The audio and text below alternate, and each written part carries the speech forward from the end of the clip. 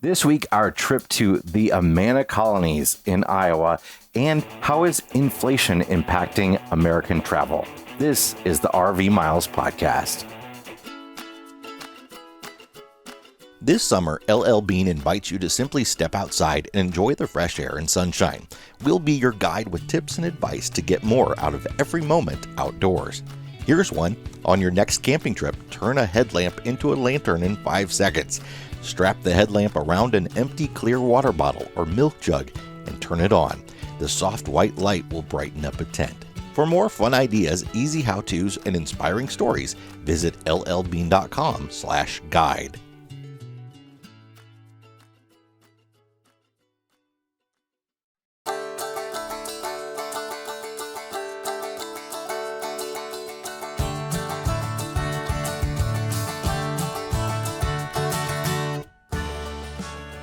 Welcome to episode number 248 of RV Miles. I'm Jason. And I'm Abby, and we are two full-time travelers who, along with our three boys, Jack, Ethan, and Henry, have been crisscrossing North America on one epic road trip since 2016. Here at RV Miles, we talk all things RV and outdoors, from industry news to travel destinations, our national parks, and so much more.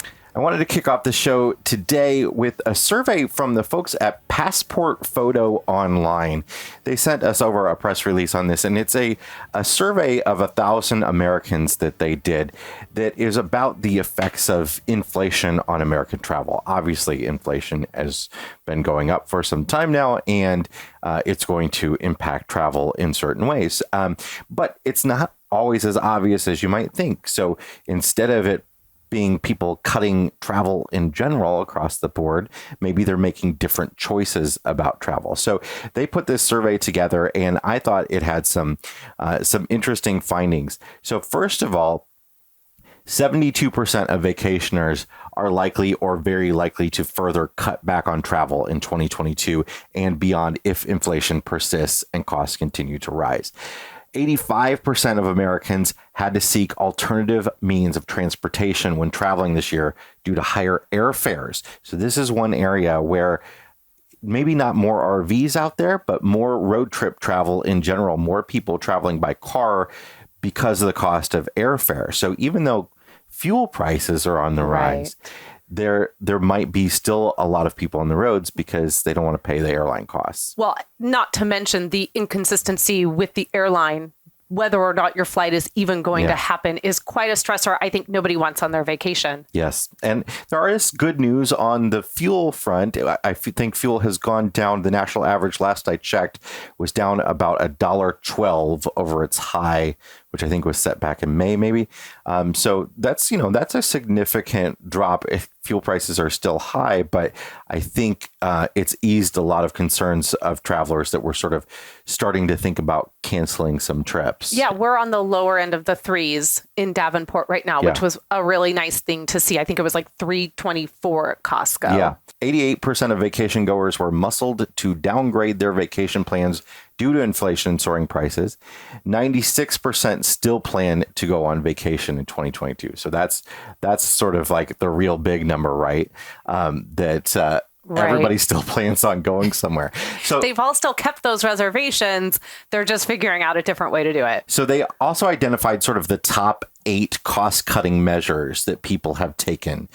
So over 50% of travelers have taken each one of these cost-cutting measures to help ease the cost of taking a trip. Number one is traveling shorter distances. So we've seen that a lot in the RV travel space, where some of the really remote long distance places are seeing a lot fewer people, like Yellowstone. There are a lot of factors there, but I think people are staying closer to home in general, taking fewer trips, picking more budget friendly destinations. So instead of going to New York City, you might be going to Memphis or something, Omaha, right?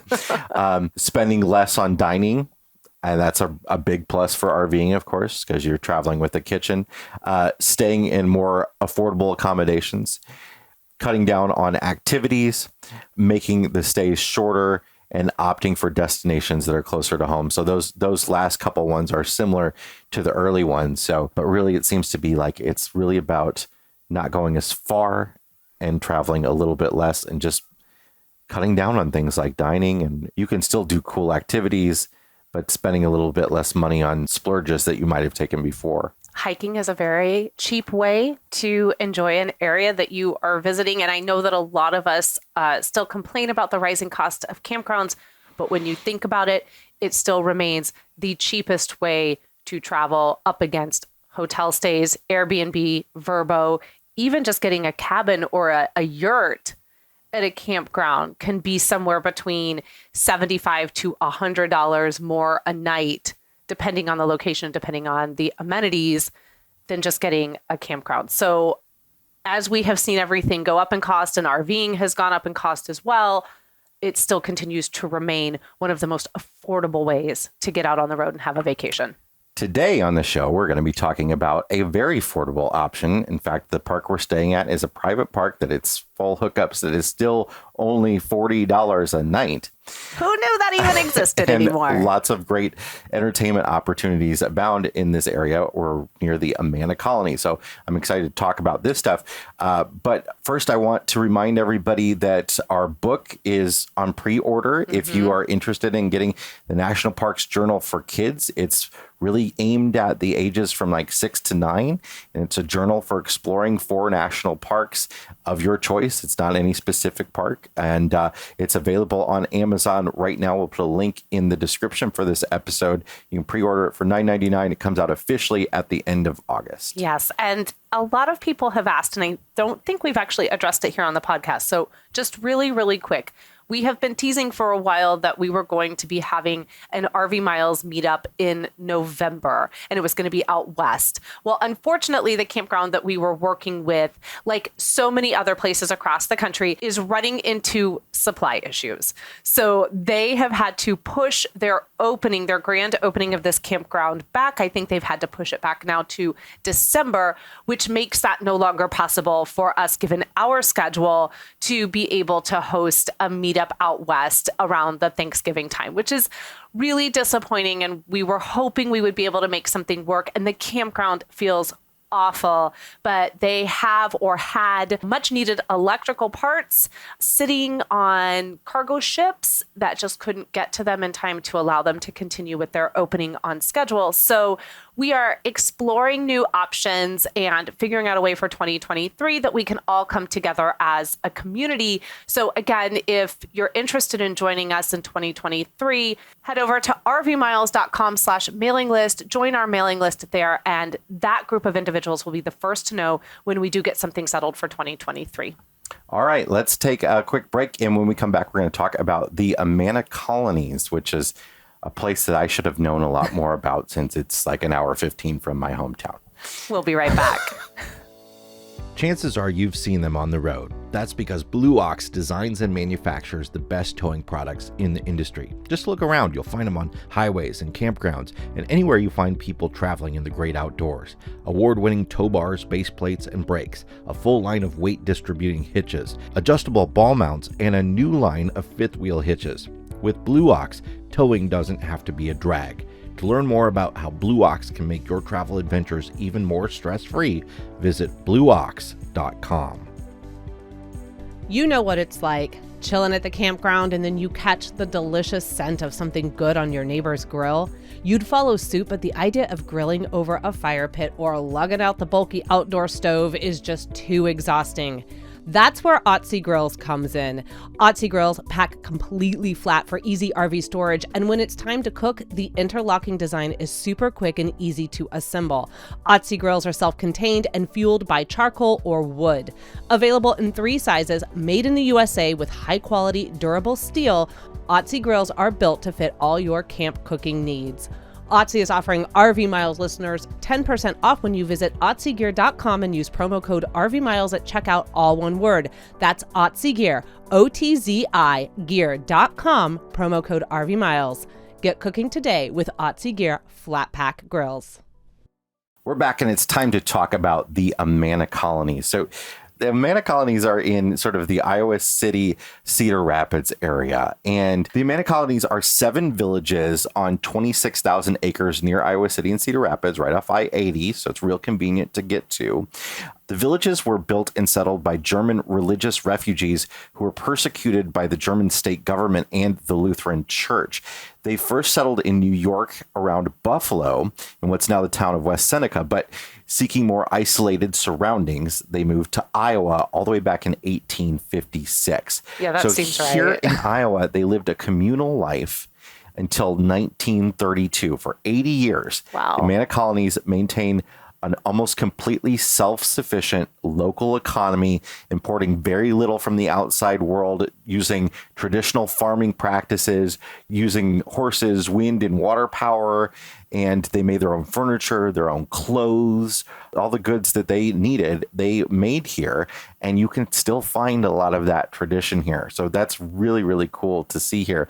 Today, the 7 villages of Amana are a tourist attraction known for their restaurants and craft shops, which is what we saw and what you'll get to see when you're here. We did. We saw a lot of restaurants, wineries, and craft shops. So let's talk about the campground we're staying at first before we head over to the tourist area. So we are staying at the Amana RV Resort and Event Center.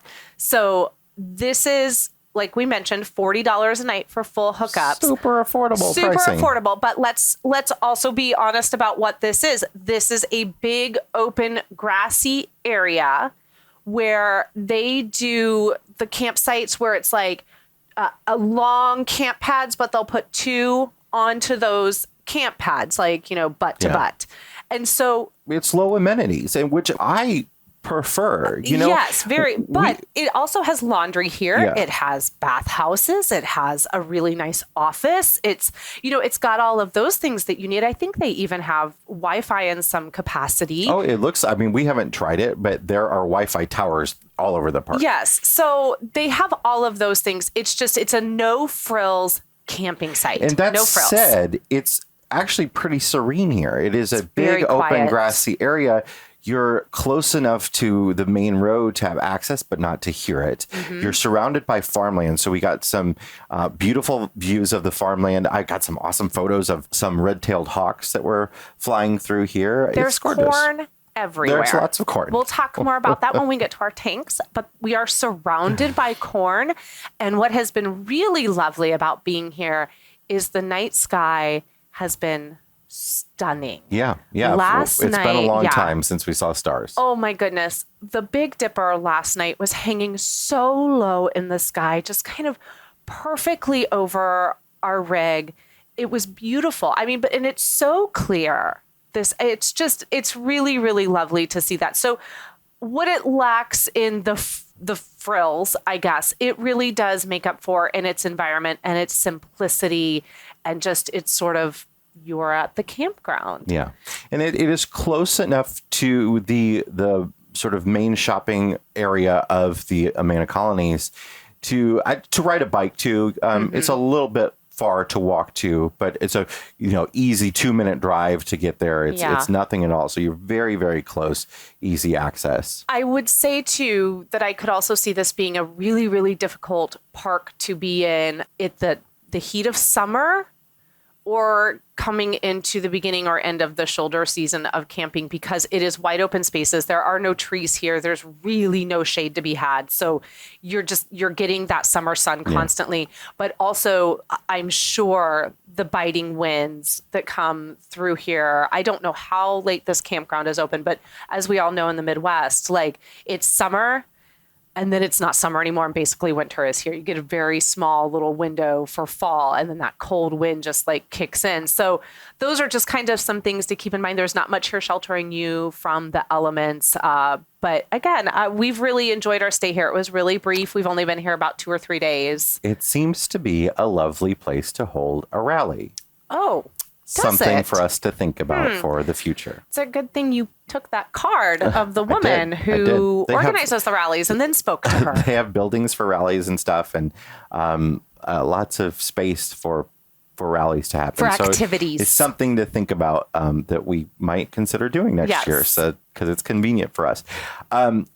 Visiting Amana Colonies let's talk about themselves. That. Okay, so what we happened to do was really mainly just walking the main shopping strip and visiting all the shops and having some dining and wine tasting experiences. There is a lot more that you can do. You can go to the main visitor center, and you get, for $25, you get a tour, and you can go to see a lot of historic sites around this area. And we didn't do that. We spent our time with wine tastings mainly, and food. Eating and drinking.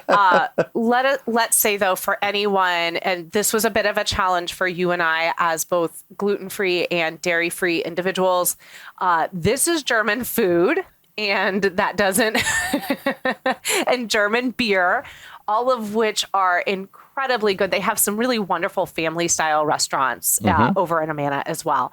It is difficult if you are on a specialized diet. So just kind of keep that in mind. Now, the wine is in abundance. So you can make up for your lack of gluten and dairy offerings by just going to all the wineries. I think in the main strip, we probably encountered 4 or 5, maybe 6 wineries. Yeah, so the one we want to recommend is the Fireside Winery. Yes. I think that was probably our favorite tasting experience. Yes. And for $10, we got 5 different samples, and you got to sort of pick and choose from a list what you wanted, and they give you some sort of palate cleansers in between, and oyster you just cracker kind of hang out. Well, no, there was also cheese and cheese and fig jam, and yeah. I don't know how much of that is palate cleansing so much as that packet of oyster crackers is really actually meant to be the palate cleanser. Sure, okay. But, sorry, I'm not, the wine snob. Not saying, but I'm somebody saying. that just started drinking wine a year ago is all of a sudden the. You know what, Jason? You can learn basic, simple things within a year, and a palate cleanser between wines is basic. Listen, this is wine in little communion plastic cups, right? This is not like. This is not rotating around the glass and watching for the tears and sniffing it and that. When Jamie and I went to the other winery, you didn't do the wine tasting with us. That was teeny tiny solo cups. So, which was almost better. So little teeny tiny red solo cups. So yeah. And each winery, for the most part, is, unless it's specific, they actually have their own brand, their bottling. Pretty much all the wineries are going to be serving the same. I think there's 2 or 3 here in the area, 2 or 3 wineries.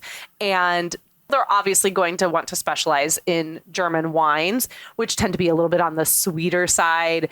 So it's a lot of fun, but you're not going to like wine country. You're not going to Sonoma, like Jason said. You are having a good old Midwestern, like this is like if the crock pot, like casserole, church Sunday meals of wine tasting. Yes. That's exactly what this is. And it's good. And that pour that guy gave Jamie and I when we bought that glass. Generous, yes. That was beyond generous. That guy was like, here's half the bottle in each one of your glasses. So we also visited the General Store, which is a cool shop where you can find lots of local craft type items, like basically anything made out of honey that imaginable. Ooh, yes. And they also attached to it had a Christmas store that was just like everything traditional German Christmas and every ornament you can imagine. Amazing. It was so cool. We went into a store that specializes in wool making. So they had blankets and throws, they had scarves and wraps and just beautiful craftsmanship inside of there. There's also, unfortunately, the day we were there, the furniture store was closed. The hours right now, this is August, the hours here, it does seem like you're not coming here for late night party, okay? Like everyone shuts down, I don't know, 8. I mean, the stores are like 5 o'clock. They're like done. single shift days, and yes, the restaurants probably stay open a little bit later. Yeah, the but tourism still. season is also more hours than the rest of the year, so something to consider. So we also had an excellent meal at the Millstream Brauhaus. Brauhaus. How do you say it? How do you say that? Brauhaus. Brauhaus. I think it's Brau, right? Yeah. Brauhaus. It means brew house. It does. And I took a whole It's a Brauhaus. semester of German, and I couldn't help you out here. Sorry. We had a great meal there. We did. It was very delicious. And the wine was very good. They We had lots of the local wines there. Yes, lots of beer too, which we did not partake in, but our company did tell us that it was very delicious. It was. And that was one of the reasons that we were in this area, is we got to see some friends who are full-timers that are also local to the area. So they're back here visiting family. But then we also had some friends traveling through town that stopped to see us. So it was a really unique, short little 3-day experience where we got to see lots of people and have just this great time in this little Amana Colonies. We did. We made our own very small community here in the few days that we were here. And it felt really good to be back on the road, because this isn't something we have really done all summer. And so to be back traveling and to be meeting up with friends and to be experiencing new places, which is still, speaking of new places, it blows my mind that you have never been over here. I know. And you live an hour 15. And I had no idea what it was. It was not what I was expecting. I've been coming to the Quad Cities with you for 15 years. And I finally experienced LeClaire for the first time this summer. As did I. Which is just across the river from where you live. Yeah. And then now we're experiencing the Amana Colonies. So if you are tailoring back your travels to save some money, consider those local areas that you haven't been to yet. There can be some unique and fun experiences in them. Yeah, absolutely. I mean, just in and around the Quad Cities, we have 2 Army Corps of Engineer campgrounds that we really, really like, that are right on the Mississippi, and you cannot beat a sunset over the Mississippi River. It's just spectacular. One more thing that we did while we were here is that we went to a Cedar Rapids Colonels game, which is the greatest name for a baseball team. So fantastic. Ever. We went to it's a baseball team, we should say. It's a high A. Yeah, they're the same league as the Quad City River. They're in the same league as the Quad City River Bandits. Yes, but they're doing better than the Bandits. Quite a bit. The Bandits are in last place. Quite a bit, yes. But, this is sort of a new thing that we've been doing as well. Yeah. If you've been following for the last few months, we've gone to several minor league sports games. And we started doing that back when we went to see the Durham Bulls a couple years ago. And ever since, we've sort of really enjoyed going to see minor league games because they're like dirt cheap to go to. I mean, the River Bandits have free nights. Free nights where admission is free. So let's link this back to that survey that we were talking about how people are doing less activities or kind of scaling things back. You can still go to the ballpark and enjoy a really fun baseball game. We had a great time, and it might not be the big giant major league stadium. It's not Wrigley Field. It's not Yankee Stadium, but it's the Colonels, y'all. And there's some diehard fans there. The fans were out strong, and you get to watch the game up close and personal. Now, I just got back from a little one-day excursion up to Chicago with my dad to go see a Cubs game. Yes. And of course, that's an awesome experience. And you're not going to replicate that with a minor league baseball team, but for the price difference, holy cow. And the local access to be able to do that, it's still a baseball game, folks. They still serve the same Budweiser. They still hit home runs. The food is one area where it's very similar between major league parks and minor league parks, except for it might be a little cheaper at minor league parks. Yeah, I think not just a little bit cheaper. I think a lot cheaper. $11 beers at Wrigley. It was not $11 at the Colonels, that's for sure. All right, we're going to take a break, and when we come back, it is time for our Fresh Tank, Black Tank segment. We'll be right back. Are you tired of overcrowded campgrounds and competing for reservations, paying high fees for sites? Well, ownership is a big trend in RVing that might be right for you. Tennessee Land and Lakes sells large acreage and waterfront RV properties in popular destination spots at amazing prices. 100% ownership. These large acreage properties are designed for privacy and surrounded by some of the most popular attractions in the country. Visit their website to explore ownership options. Tennessee's a great place to make your home base with 0% state income tax. No more calling around for reservations. Your property, your way. For details, visit myrvland.land. That's myrvland.land. We are back, and it is time to check the level of those tanks. Now, someone did suggest to us that we don't call this our black tank anymore. We call it our composting toilet. That because we're composters. No, should because be... that's too positive for me. The composting toilet is a good thing And in the we Epperson still have household. a black tank. It's just We do doesn't still have a black tank. Solids in it. So, Jason, what is in your black tank this week? My black tank, I came across a post on social media. It wasn't in the RV Miles Facebook group, so I'm not going to share the actual post here, but it was somebody who was unhooking their RV. It was a travel trailer at a campground, right?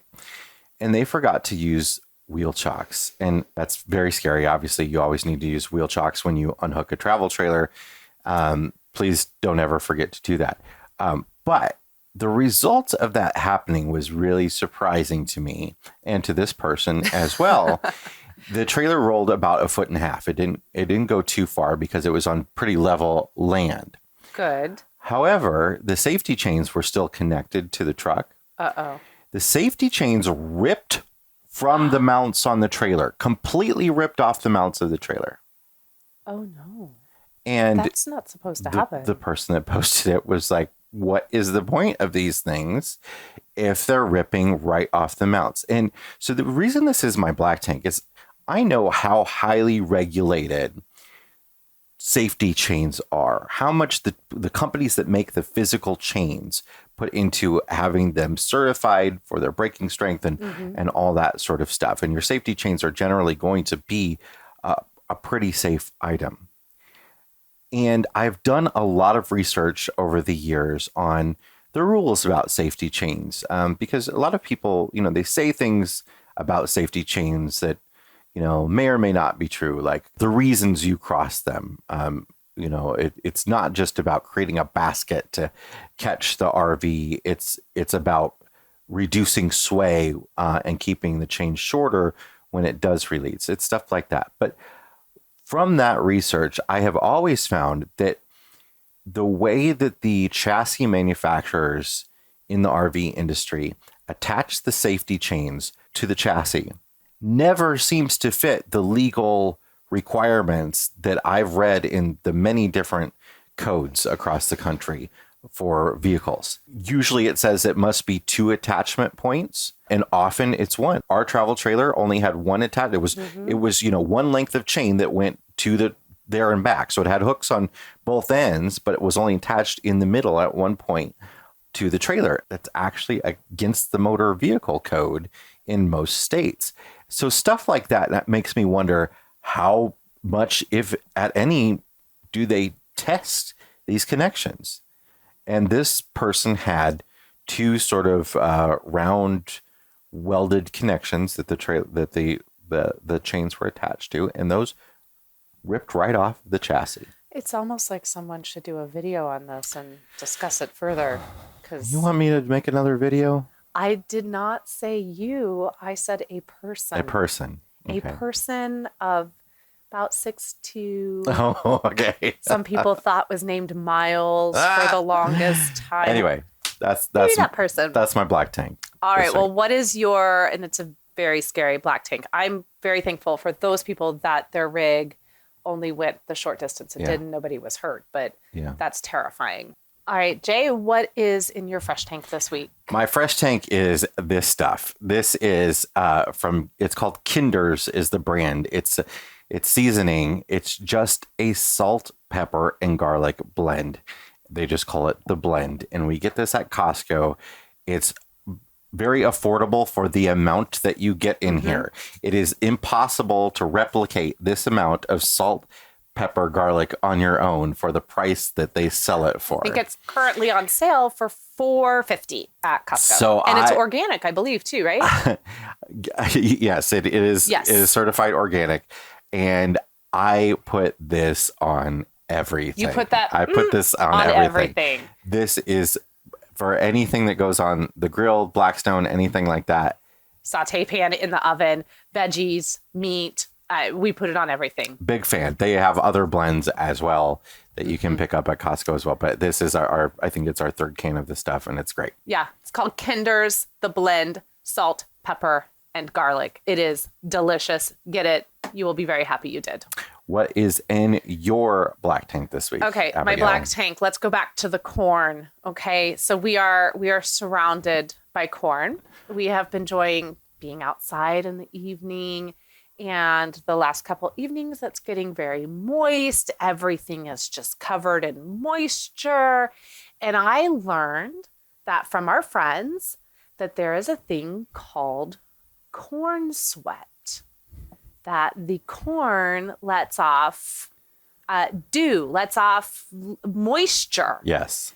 And it's covering all of our things. Like it's just, and I feel like corn sweat is the wrong word to call it. We should be calling it corn breath. Like that's really what it is. Like the corn is breathing on me at night. People might just think it's humidity. I pulled up a stat on this because I saw that you had this on the list. So single acre of corn, 1 acre, can add 4,000 to 6,000 gallons of water into the atmosphere per day. How many acres do you think is surrounding us right It now? increases the dew point. Being near cornfields increases the dew point by 5 to 10%. You are sitting there and it's like you can feel the corn breath coming for you in this campground. And by 8, 9 o'clock, 10 o'clock, it's just muggy corn breath, like on everything. Yeah. Yeah. And it makes 100% sense. Not something I've ever thought about. But now it's one of those things that now I know it, I can't unknow it. And so when I'm surrounded by corn, I'm just gonna be like this. You think it's breathing on you? It's gonna breathe. You don't like when people breathe on you. I don't. Oh, hard pass. Hard pass on snuggling that involves your face near mine. Hard pass. All right, what's in your fresh tank this week? Okay, so I want to fresh tank this because I think this community was so vital. But we just celebrated the 3-year anniversary of when you got sick and Minot, when you had that brain surgery and no cardia, and we spent 3 months in Minot after that. And life was amazing because you were here, but life was just also awful at the same time. And there was a lot going on, but we celebrated, or actually we didn't even. We forgot. We forgot. And I think that's actually a really beautiful thing, that as time passes, these things don't become so like in the forefront of your life. But I just feel like specifically here on the podcast, because so many of you lived this with us. You allowed us a space to go to talk. You allowed me that episode where I just kind of spilled all of my fears and shared with you what was happening. Because of that, I just felt like I just wanted to fresh tank the fact that we're all here still 3 years later, and so thankful for that. I couldn't be more thankful for the support that the RV Miles community gave my family to help us through that time. It was wonderful to still be able to do this work and still talk to you all during that time. And it's just it's been a blessing. Every day is a blessing. It's been a blessing for how much we've grown since then, and just happy to keep going. Feels like yesterday and a million years ago. And who knows, next year, we may not even remember it at all. Who knows? Probably not, though. Yeah. All right, that's it for this week's episode of the RV Miles podcast. Yes, it is. Thank you for joining us again for another, my gosh, we're almost at episode 250, Jason. Can you believe that? That's crazy. That is wild. And we couldn't do it without you. So thank you so much for spending time with us each and every week. Truly, from the bottom of our hearts, we are so thankful for you. If you would like to talk more with Jason with Jason and I. The best place to do that is in the RV Miles Facebook group. That is always linked in the description for the podcast or in the description for the video, however you're watching this. Come on over there and tag us, and let's talk about this episode or anything else that you'd like to talk about going on in the RV world. If you are headed to Amazon, will you please consider taking us with you? You can go to amazon.com/shop/RV Miles, and anything you buy there, either in our store or out there in the Amazon universe, we get a little kickback. Other than that, thank you so much for being here this week. Stay safe, watch out for that corn breath, and keep logging those RV miles. Bye, everybody.